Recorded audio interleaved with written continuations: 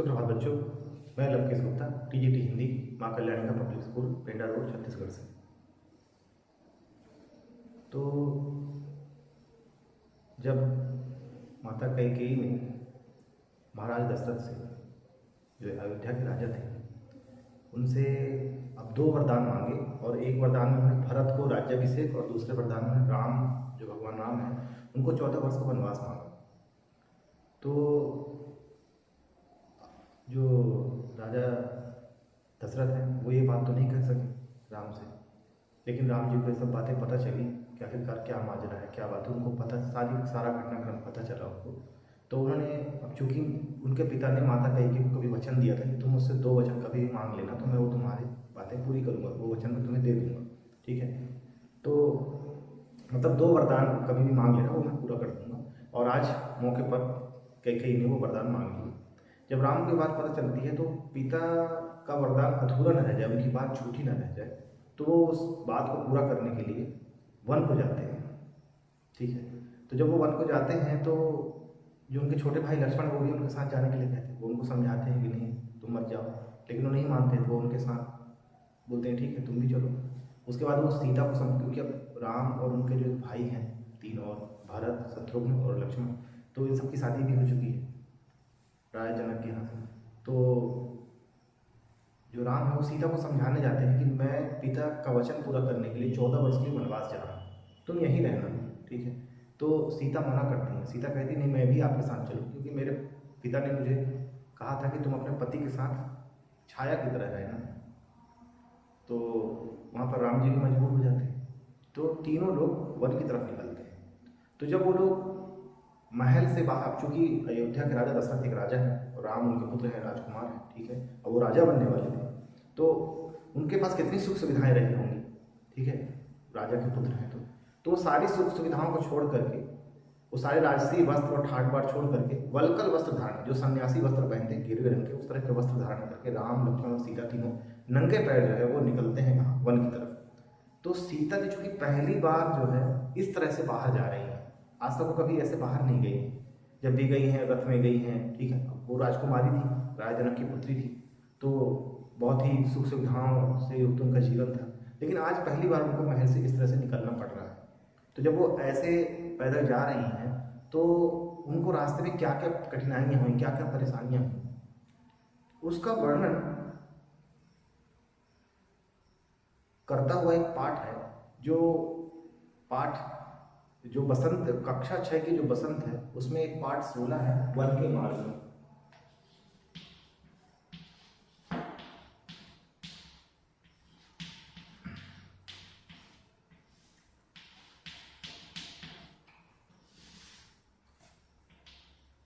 ये पाठ है वन के मार्ग में। इसमें 2 सवैये लगे हुए हैं।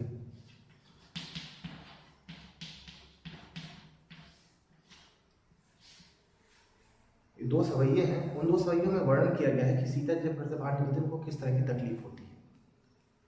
और ये जो वन के मार्ग में है, ये लिया गया है कवितावली से, और इसको रचना करने वाले हैं तुलसीदास।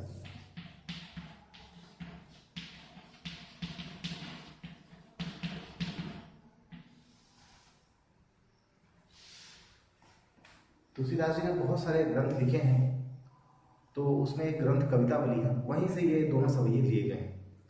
तो आइए हम तुलसीदास जी के बारे में जानते हैं। तुलसीदास जी का जन्म जो है वो 1511 ईस्वी में, 1511 ईस्वी में सोरों, एक जगह है सोरों, सोरों सूकर क्षेत्र का इलाका है।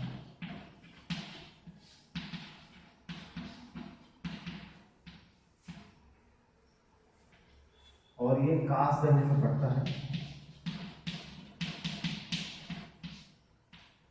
उत्तर प्रदेश में जगह है। उत्तर प्रदेश में सोरो नाम की एक जगह है, ठीक है, कासगंज में। तो वहां इनका जन्म माना जाता है। कुछ विद्वान कहते हैं कि इनका जन्म जो है राजापुर में हुआ। राजापुर बांदा में है, और ये चित्रकूट के पास में, पहले चित्रकूट ये लगता था, अब ये बांदा में जगह पड़ती है। तो कुछ विद्वानों में थोड़ा मतभेद है। कुछ लोग कहते हैं कि यहाँ है उनका जन्म स्थान, कुछ लोग कहते हैं नहीं यहाँ है। बहरहाल ठीक है, विद्वानों में थोड़ा मतभेद है इस बात को लेकर। तो 1511 में तुलसीदास जी का जन्म होता है और इनके पिता का नाम आत्माराम दुबे था।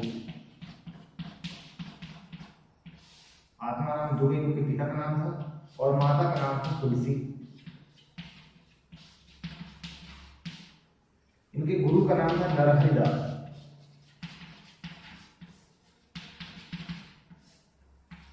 और तुलसीदास जी के बचपन का नाम था रामबोल। तुलसीदास जी के बचपन का नाम रामबोला था। ये उनके पिता हैं, ये माता है और ये उनकी गुरु है तुलसीदास जी। तो तुलसीदास जी जो है, इनका जो बचपन है वो बड़ा ही कष्ट में गुजरा। बचपन बड़ा ही कष्ट में था। और तुलसीदास जी ने बहुत सारे ग्रंथों की रचना की है। उसमें जो रामचरितमानस है उसको वो महाकाव्य की संज्ञा दी जाती है। इसको रामचरितमानस में राम जी के पूरे जीवन का वर्णन है और इसी कारण तुलसीदास जी का ख्याति, तुलसीदास जी का प्रसिद्धि है, जो ख्याति है उसका कारण रामचरितमानस है। अभी आज के समय में किसी भी हिंदू के घर में ऐसी स्थिति नहीं होगी जिस घर में रामचरितमानस ना, मतलब इतनी प्रसिद्धि मिली राम कथा को, ठीक है, रामचरितमानस के माध्यम से। तो रामचरितमानस जो एक महाकाव्य है, ठीक है, अवधी भाषा में लिखा गया है। ऐसे बहुत सारे ग्रंथ लिखे उन्होंने, रामलला नैछू वरवै रामायण रामाज्ञा भारती मंगल जानकी मंगल हनुमान भाव गीतावली कृष्ण गीतावली कवितावली विनय पत्रिका। तो ऐसे ही जो ग्रंथ है कवितावली, वहां से 2 पद हैं जो कक्षा 6 की बसंत में पाठशाला में लगे हुए हैं वन के मार्ग में। उसके बाद देखिए 1623 ईस्वी में बनारस में इनकी मृत्यु होती है तुलसीदास जी। तो ये तो था तुलसीदास जी के बारे में। इनके बारे में जानना बहुत जरूरी है क्योंकि ये बहुत बड़े राम भक्त भी थे और इन्होंने बहुत सारे ग्रंथों की रचना की, ठीक है। और ये ग्रंथ बड़े प्रासंगिक हैं आज के समय में, तभी तो हम लोग पढ़ रहे हैं आज, ठीक है। तो आइए हम लोग थोड़ा सा पाठ की तरफ चलते हैं। पहला सवैया हम लोग देखते हैं। मैं जरा उसको पहले पढ़ता हूँ। सवैया पढ़ने का एक ढंग होता है, जैसे दोहा पढ़ने का ढंग है, जैसे कविता पढ़ने का ढंग, जैसे गीत को गाने का एक ढंग, जैसे सवैया पढ़ने का एक ढंग, कवित्व पढ़ने का भी एक ढंग, ठीक।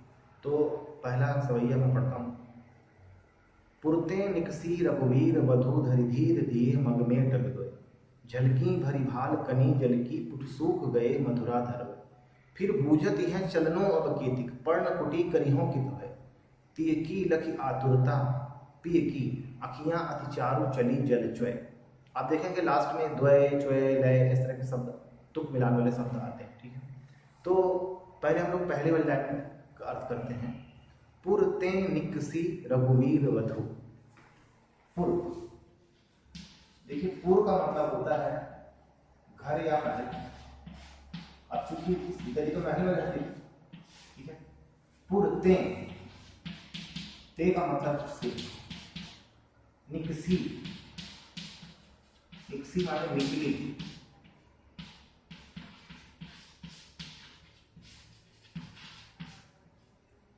रघुवीर वधु, रघुवीर वधु, यहां पर रघुवीर वधु शब्द जो है वो सीता जी के लिए प्रयुक्त हुआ है, क्योंकि रघुवीर का मतलब राम और वधु का मतलब पत्नी, तो राम की पत्नी सीता, ठीक है। पुरते निकसी रघुवीर वधु धरि, धरि का मतलब क्या होता है? धरि का मतलब होता है धरना या रखना। लोक भाषा में धरना भी बोलते हैं, ठीक है, किसी को धर दो आप ऐसे भी बोलते हैं। धरि धीर दिए, धरि धीर, धीर का मतलब यहाँ पर क्या है? धैर्य, धीरज की बोल। धरि धीर दिए, दिए माने दिया। मग, मग माने रास्ता या मार्ग। मग में डग, डग माने पैर। ठीक है, पैर बढ़ाना जो है उसको हम डग बोलते हैं, एक डग दो डग, ठीक है, ऐसे नापते हैं। तो मग में डग द्वय,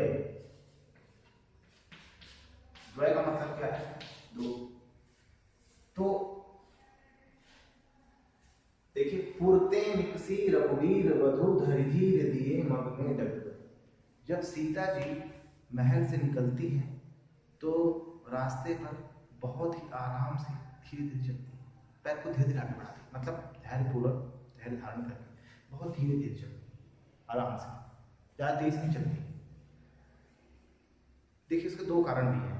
आप कभी देखते होंगे बाहर बाजार वगैरह में, ठीक है, जो कामकाजी महिलाएं होती हैं बड़ी तेज चलती हैं, ठीक है, रास्ते में महिलाओं कहीं जाना होता है तो तेजी तेजी कदम बढ़ाती हैं आगे। लेकिन जो नई नवेली दुल्हन होती है, ठीक है ना, जब वो घर से बाहर निकलते हैं, आप देखें कभी भी किसी दुल्हन को, ठीक है, जो शादीशुदा महिलाएं होती हैं, उनकी अभी अभी शादी हुई होती है, तो कभी अगर चलती हैं रास्ते में तो बड़े आराम से चलती है। अगर साथ में चल रही हैं परिवार के तो बहुत धीरे धीरे चलती हैं, ठीक है। वो एक शिष्टाचार भी होता है कि वो लोग बहुत आराम से चलती हैं, कि वो लोग उनको कुछ संखल ना समझें, ऐसा समाज में एक मान्यता है, ठीक है।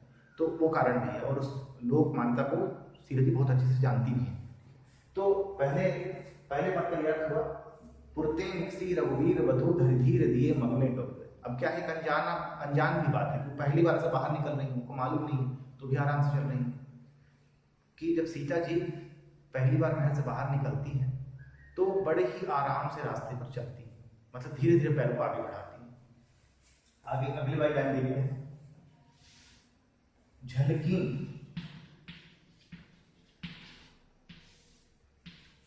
झलकी माने दिखनी, झलकी भरी भाल, भाल माने क्या है, भाल का मतलब होता है माथा, इसको हम फोरहेड बोलते हैं। झलकी भरी भाल जली, कनी जली, कनी जली।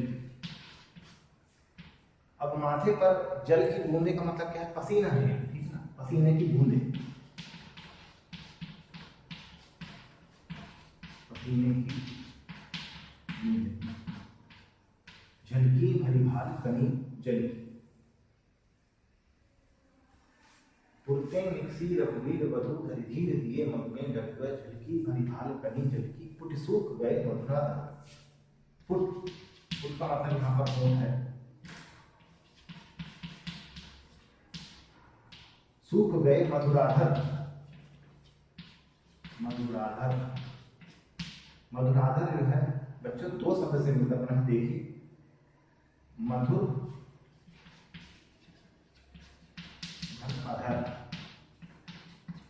तो मधुर का मतलब क्या होता है, मधुर का मतलब होता है मीठे या कोमल, इसको हम कोमल शब्द, मधुर का मतलब तो मीठा होता है, लेकिन यहाँ पर जो शब्द है कोमल के लिए आया, ठीक है। और अधर का मतलब क्या होता है, होठ, तो उनके जो नम होठ, ठीक, पुट सूख गए मधुराधर में। तो वह का मतलब क्या है, उनके। तो जब सीता जी महल से या घर से बाहर निकलती हैं तो रास्ते पर बहुत ही सावधानी पूर्वक धीरे धीरे कदम आगे बढ़ाती हैं, धीरे धीरे चलती हैं। कुछ ही दूर चलने पर उनके माथे पर पसीने की बूंदें दिखाई देने लगती, उनके पूरे माथे पर पसीने की बूंदें दिखाई देने लगती हैं, और उनके मधुर होंठ, कोमल होंठ सूख जाते हैं। पुट मतलब दोनों होंठों कहा गया, ठीक है, उनके जो दोनों होंठ पुट हैं, ठीक है, वो सूख जाते हैं, दोनों होंठ उनके सूख जाते हैं। ये दोनों लाइनों का अर्थ है। आप आगे इसके हम लोग चलते हैं।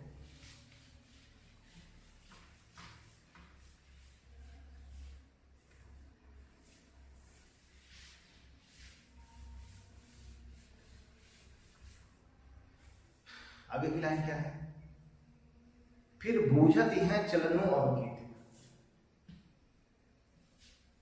बूझती, फिर लिखा है, तो फिर माने फिर, तब भी बोल सकते हैं आप इसको, या उसके बाद। फिर बूझती हैं,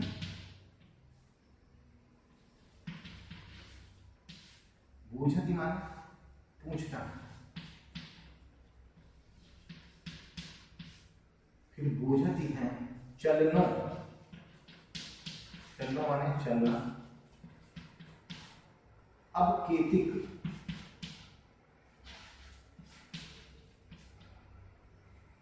फिर बूझती है चलनो अब केतिक, केतिक माने कितना, पर्णकुटी,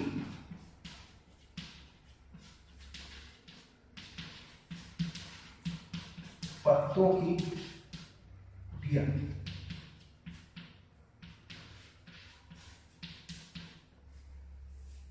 पर्णकुटी करिहों,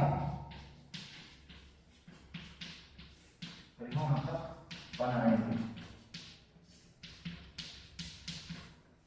करिहों कित, कित माने कहा। फिर बूझती है चलनो अब केतिक, पर्णकुटी करिहों कित। जब सीता जी घर से बाहर निकलती है, बड़े आराम से धीरे धीरे चलती हैं, कुछ ही दूर चलने पर उनके माथे पर पसीने की बूंदें आ जाती हैं और उनके मधुर होंठ सूख जाते हैं। तब फिर वो राम से पूछती हैं कि अभी और कितना चलना है। फिर बूझती है चलनो अब केतिक, तब राम से पूछती हैं कि अभी और कितना चलना है। पर्णकुटी करिहों कित, और पत्तों की कुटिया, पत्तों का जो घर है वो कहाँ बनाएंगे, जंगल में आए रहने के लिए, तो पत्तों का घर कहाँ बनाएंगे। मतलब वो बहुत थक गई हैं थोड़ी ही दूर चलने पर, और अब वो राम से ये तो नहीं कह सकती कि मैं थक गई हूँ थोड़ा बैठ लें, तो वो दूसरी तरह से पूछती हैं कि अब पत्तों की कुटिया कहाँ बनाएंगे, अभी और कितना चलना है, इस तरह से भी वो पूछती हैं। ठीक है, तो आगे वाली लाइन देखिए, तीकी लगी आतुरता, तीकी मतलब उनकी, और ये उनकी शब्द किसके लिए है, ये सीता जी के लिए। ठीक है, उनकी मतलब सीता जी।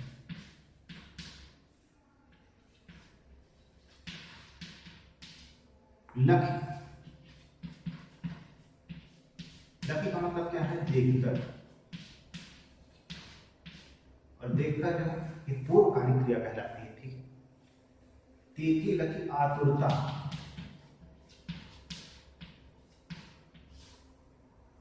आतुरता माने क्या होता है, उत्सुकता, बेचैनी या व्यग्रता।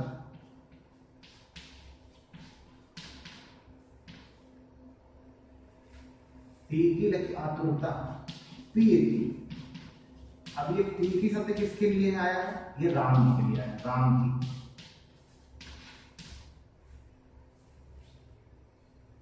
तीकी लखी आतुरता, तीकी अखियां, अति, अति शब्द आया है, अति माने अधिक या ज्यादा या बहुत।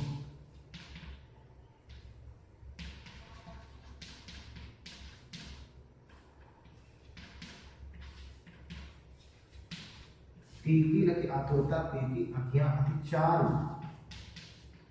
चारु मतलब सुंदर,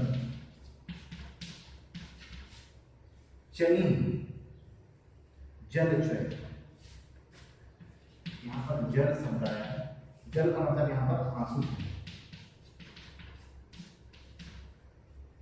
च्वय, च्वय का मतलब होता है चूना या टपकना, वो पुताई करने वाला चूना नहीं।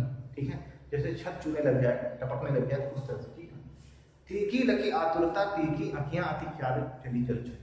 जब हम पढ़ते हैं तीकी लकी आतुरता, उसका काम होना चाहिए, तीकी लकी आतुरता मतलब सीता जी की ऐसी उत्सुकता को देखकर, पी की माने राम की, अखियां अति चारु जो उनकी बहुत सुंदर आंखें हैं, चली जलचय उनसे आंसू बहने लगे। मतलब सीता जी की ऐसी हालत देख करके, उनकी ऐसी उत्सुकता को देखकर, उनकी इस परेशानी को देख करके राम की आंखों से आंसू बहने लगते हैं, आंसू टपकने लगते हैं। ये इन 4 लाइनों का अर्थ है, जो पहला सवैया है हमारा। ठीक है, मैं एक बार फिर से पढ़ता हूँ। ठीक है, पुरते निकसी रघुवीर वधु धरि धीर दिए मग में डगद्वय, झलकी भरी भाल कनी जल की पुट सूख गए मधुरा धरवय। फिर बूझती हैं चरणों अब केतिक, पर्ण कुटी करिहों कित है, तीकी लखी आतुरता, पीकी अखियां अति चारु चली जलचय। एक बार पूरा अर्थ मैं एक बार करके बताता हूँ आपको कि जब सीता जी महल से बाहर निकलती हैं तो वो रास्ते पर बहुत आहिस्ता आहिस्ता धीरे धीरे चलती हैं। कुछ ही दूर चलने पर उनके माथे पर पसीने की बूंदें आ जाती हैं और उनके मधुर होंठ सूख जाते हैं। फिर वो श्री राम से पूछती हैं कि अभी और कितना चलना है, पत्तों की कुटियां कहाँ बनाएंगे। सीता जी की ऐसी उत्सुकता को देखकर, उनकी इस परेशानी को देखकर राम की आंखों में आंसू आ जाते हैं। ये इन 4 लाइनों का अर्थ है। तो आप लोग इस सवैये को पढ़ें। ठीक है, उसको जैसे मैंने पढ़ा है उस तरह से पढ़ने का प्रयास करें। ठीक है, और इस अवतार के माध्यम से उसके अर्थ को समझने का प्रयास करें। ठीक है।